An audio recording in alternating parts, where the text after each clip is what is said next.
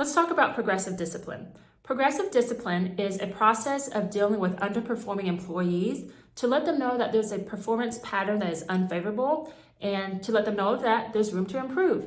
And it typically features a series of increasingly formal efforts to address the behavior. So for example, many traditional companies that have hourly employees, non-exempt employees, they usually have a formalized progressive discipline process that includes verbal warnings, written warnings, a performance improvement plan, also known as a PIP, up to including termination.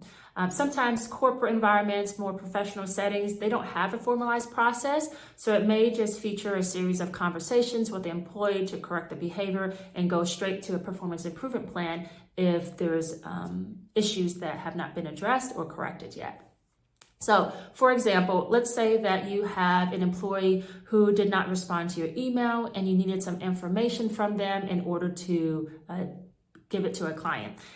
So you can let them know, hey, Ashley, I didn't receive a response from the email I sent you about XYZ client. Can you respond by end of day? Sure. Now, usually if it's a high performing employee and they didn't do something that they were supposed to do, they'll correct that behavior right away. They may feel bad about it and so on. But if it is an underperforming employee, you may need to push them more often, right? So let's say Ashley did not respond to that email. The next day you say, hey, Ashley, I noticed you didn't respond when I asked you to. I really need this information ASAP so I can close out this deal with this client, right? You give some more information. Let's say Ashley doesn't respond.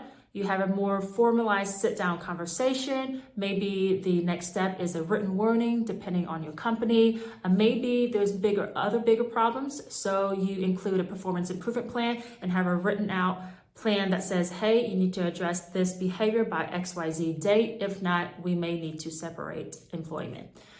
Always make sure that you partner with your HR business partner, your HR leader or leaders to make sure that you're having a fair and consistent process of managing people's performance. All right.